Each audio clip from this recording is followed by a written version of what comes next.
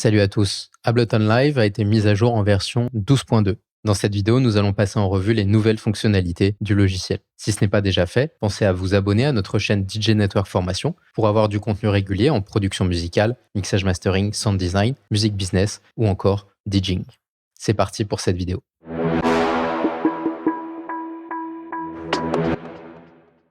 Première nouveauté, la fonction Bounce to Track, qui nous permet de directement exporter un audio sans avoir à geler une piste. Pour cela, nous allons d'abord nous rendre sur une piste MIDI, qui est ici un sampler, avec déjà un pattern créé. Avant, nous étions obligés de geler et d'écraser la piste. Désormais, nous pouvons choisir uniquement le clip, faire un clic droit, puis Bounce to New Track. Ainsi, vous aurez le clip MIDI désactivé avec l'export audio juste en dessous. Cela vous permettra de conserver le fichier MIDI, mais d'avoir l'export en audio si vous voulez le manipuler. Deuxième nouveauté, la mise à jour de l'autofilter.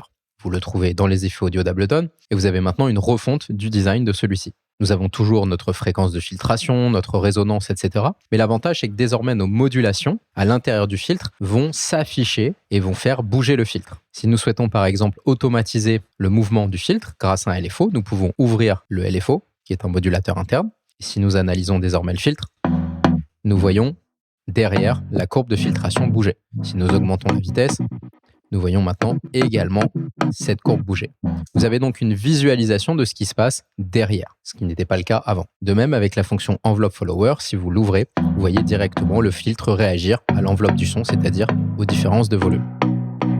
Vous trouverez aussi une fonction de clipping pour écrêter le signal directement à l'intérieur et différents modules de drive si vous souhaitez saturer avec des filtres analogiques. Vous avez ainsi bien la saturation du filtre qui est maintenant différenciée de la filtration en elle-même, ce qui est très pratique. Dernière nouveauté au niveau de cet autofilter, la présence de nouvelles pentes de filtres, notamment des filtres combes, qui sont des filtres en peigne, qui vont vous permettre de créer des pics et des creux très importants dans le spectre. Également la présence d'un filtre vowel, qui vous permet de mimer les voyelles, donc la création de voyelles sur votre signal. Vous pouvez automatiser un LFO pour faire parler votre synthé.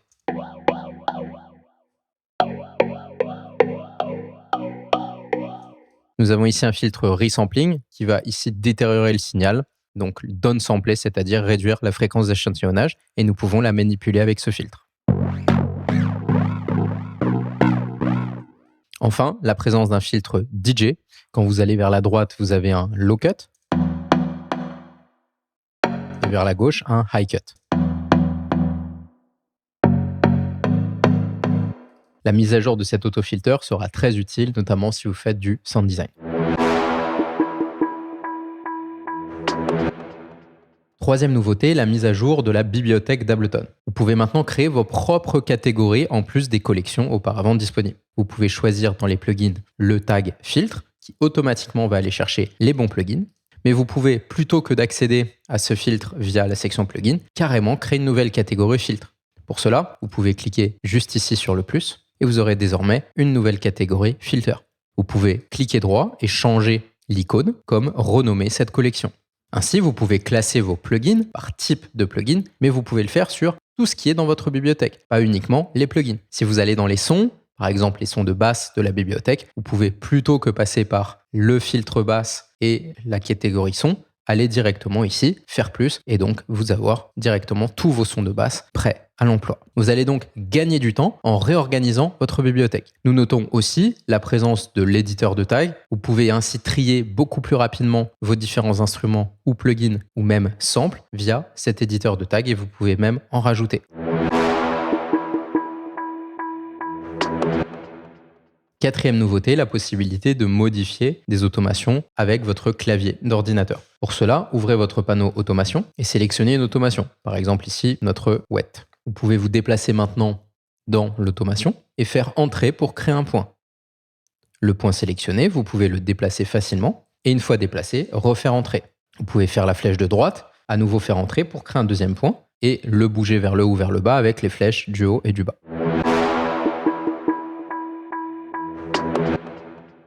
Dans Ableton 12.2, ROR, le module de saturation, a été aussi mis à jour. Désormais, nous avons la possibilité d'activer la saturation avec une entrée sidechain, ce qui est très pratique si vous souhaitez par exemple saturer à chaque coup de kick. Pour cela, vous pouvez activer External Sidechain, aller chercher votre kick comme source, et désormais, le kick va déclencher la saturation sur les cordes. Nous voyons bien le signal du kick qui du coup va activer le drive. Si nous augmentons le drive,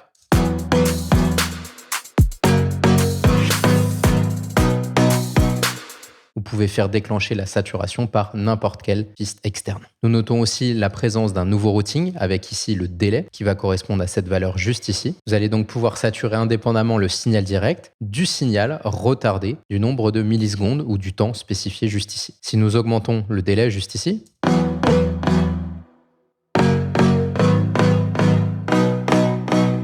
la saturation n'est appliquée qu'au signal retardé et non plus au signal direct. Enfin, vous aurez un nouveau filtre, le filtre disperseur, qui vous permet d'augmenter le nombre de résonances dans votre signal au point de coupure.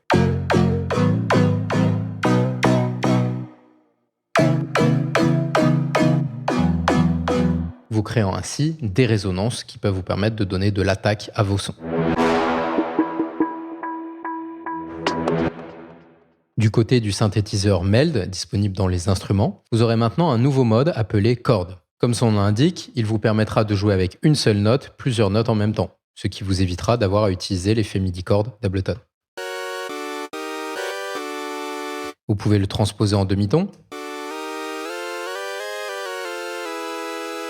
pour avoir soit des modes mineurs, soit des modes majeurs, en octave, ou en scène qui est une valeur beaucoup plus petite de détunage.